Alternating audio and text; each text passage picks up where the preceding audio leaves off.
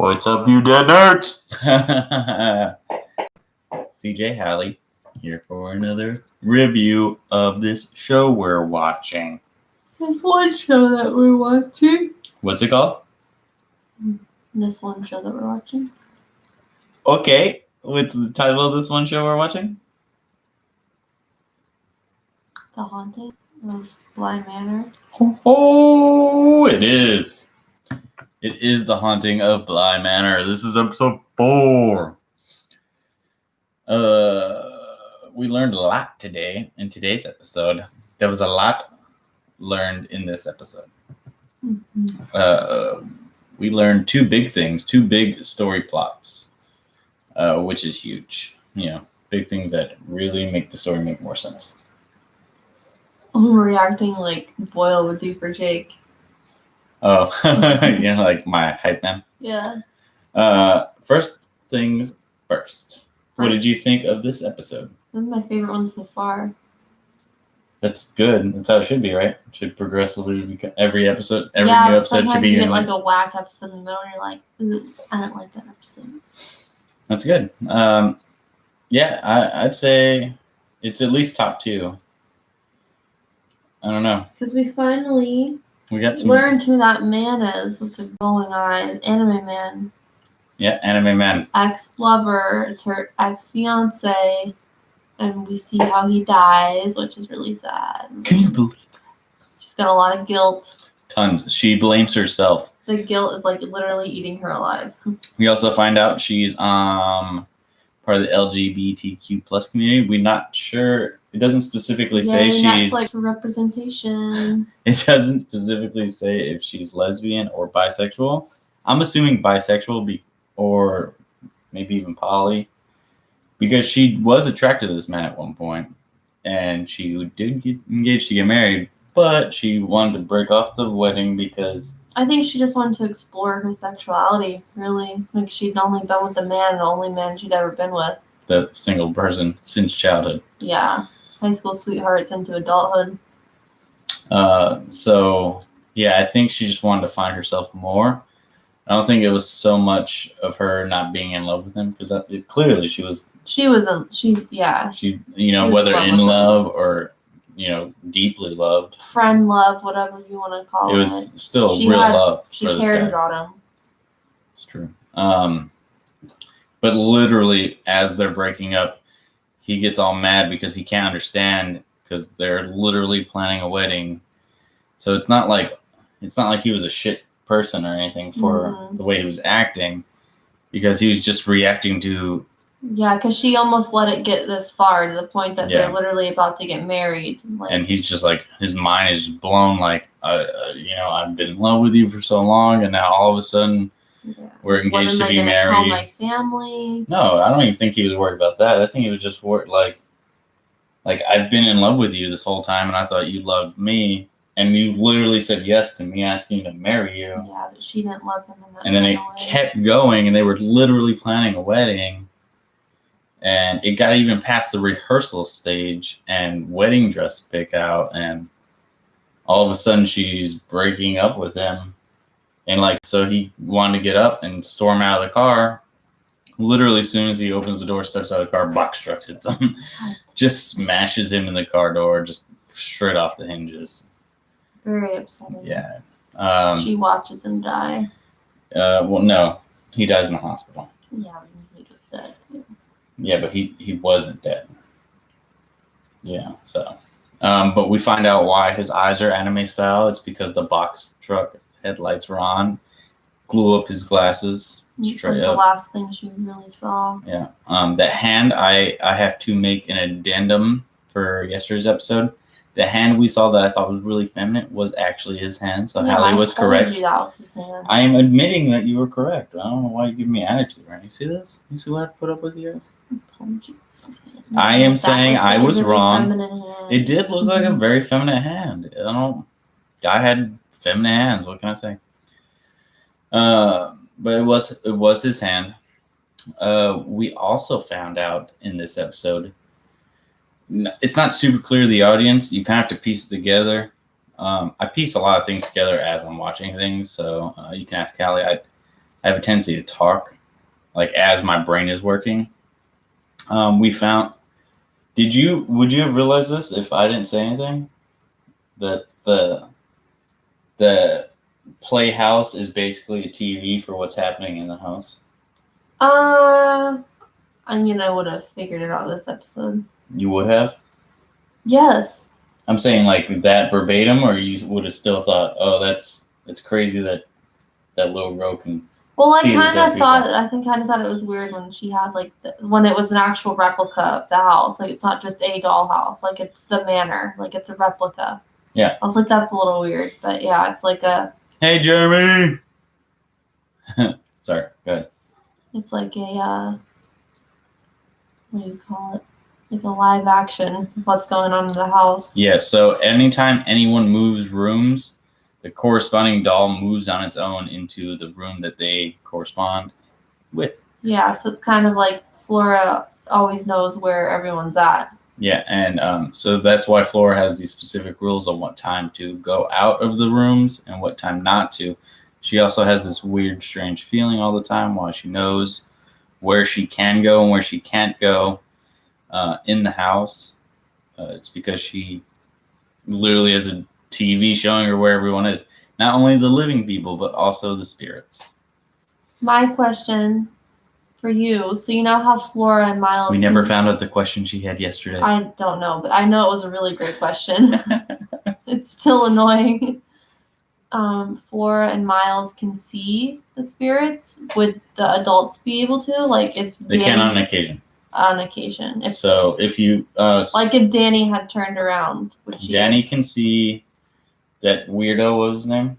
Jeremy Pesto? No. Peter Quint. Peter Quint. Jeremy Pesto. That's from Bob's Burgers.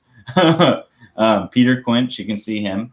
She can see her dead fiance. And she can see the dirt that the dead lady drags in. She can also see something else. I forget what one of the other things she saw was. She can hear the telephone, but everyone can hear the telephone go off.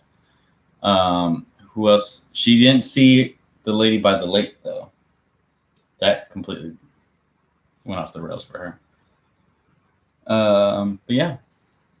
Who is the lady of the lake? Is that Rebecca Jessel? That's Rebecca. That's the first au pair. Jessel. Miss Jessel. Jessel. Yeah. Yeah. They're really pretty lady. It's the name of the movie. This show, we're actually doing a series for a TV show, Jeremy. We're doing The Haunting of Bly Manor. On Netflix. If you want to watch it with us, we're on episode 4. Tomorrow will be episode 5. So yeah, it's on Netflix. It's a Netflix original. We just finished episode 4.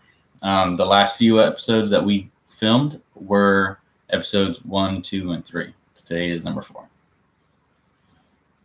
Yeah. Do you have any other questions? Is Peter Quint a ghost? He is. He's very dead. That's why the little girl... Oh, that's why he's looming over and you can't see him. He's constantly in the little boy's room. But that's why when the new au pair, Danny, she asked the little girl, she was like, "Did you guys let him in the house?" Remember? And she said, "No, that's not how it works. I can see the computer that you're looking at because it's the reflection window. The window. Oh, yeah, you can see the reflection. That's funny." Hi from over there. So what were you saying? She said that's not how it works because he's a ghost. They don't have to let him in the house. Yeah. That's why she wasn't lying when she said, "No, we don't let him in the house. That's not how it works." Yeah. And then she's like, "Why do you keep looking over my shoulder?" It's because she sees the fiance.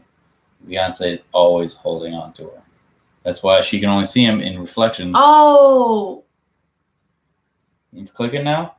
Yes. I told you, my brain's always working when the show's going. I thought, okay, I get what you said. Like when she said, "Why are you always looking over my shoulder?" And then, okay. Yeah. Sure, I've got anime style going on right now. So that's why I try to film without him. Here, is that better? Well, I had mine on, so. No, it doesn't matter. Go on. So she can see him looming over her shoulder all the time. All the time, yeah. That's why she's always like, I thought it was just like random ghosts that she was seeing. Oh, Well, at first I thought she was just being a little girl and lying. 'Cause, you know, when people lie, they look away. Yeah. And she's just a little girl, and she does it obviously. And so She's looking at her fiance. yeah, she's looking at her fiance over her shoulder. And always, so that's why she can see him in the reflection. Because he's always standing there over. He's always looming there. Yeah. And we got the gardener and the new au pair. They kissed for the first time in this episode, which we've been expecting to happen for so long, but it finally happened. It finally happened. So that's cool. She didn't react. She reacted very weird at the end, the gardener. Well, that's because Danny saw her fiance behind the gardener. Freak her out a little bit. Yeah, well, Danny got freaked out, and then the gardener thought that was because of their kiss and not because her fiance is actually sitting there. Like, the gardener doesn't see the fiance. Yeah. So she can't know that that's what Danny's freaking out about. You know what I mean?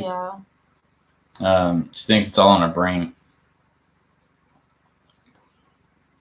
But I believe they did this whole monologue where talking about bonfires and how the Old English was bonfire and how that's how humans used to kind of celebrate their death and move forward with their lives. They would throw a trinket or a piece of bone or something into a fire and speak about the dead and release evil spirits and let everything wash over them and start fresh, basically.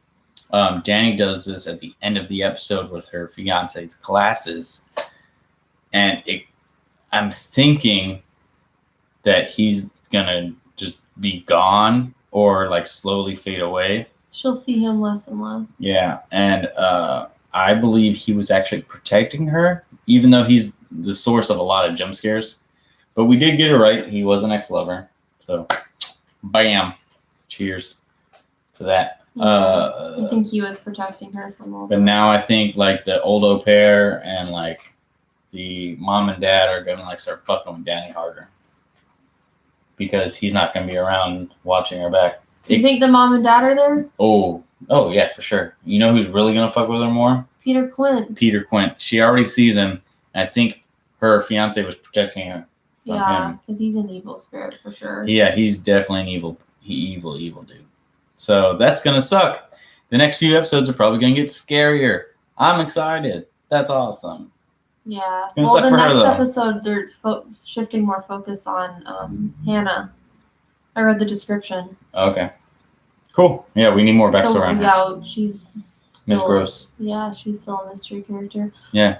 I have another question. Do you think that sometimes Peter Quint like almost takes over Miles, and that's why he says grown stuff like that all of a sudden? Yes. Because he You couldn't tell from the house? Why would Peter only be chilling in the Miles' room all the time? Like that's how he reveals himself through Miles, like in the grown stuff. Whenever he's not possessing Miles, he's walking around calling the house, etc. Yeah, but obviously from their writing and the way they're showing us from contact clues, we got the house, which is like our TV onto the spirit world. Peter is always in Miles' room. That's super weird. They didn't have that great of a relationship from what we saw, except for the fact that they had this slight connection and no one else had that connection with Peter. No one else except for Miles. So who would he be able to possess other than the one person he had a connection to? But yeah, that's our predictions. You got anything else to say? Excited for next episode? Yeah. It's going to be dope. All right.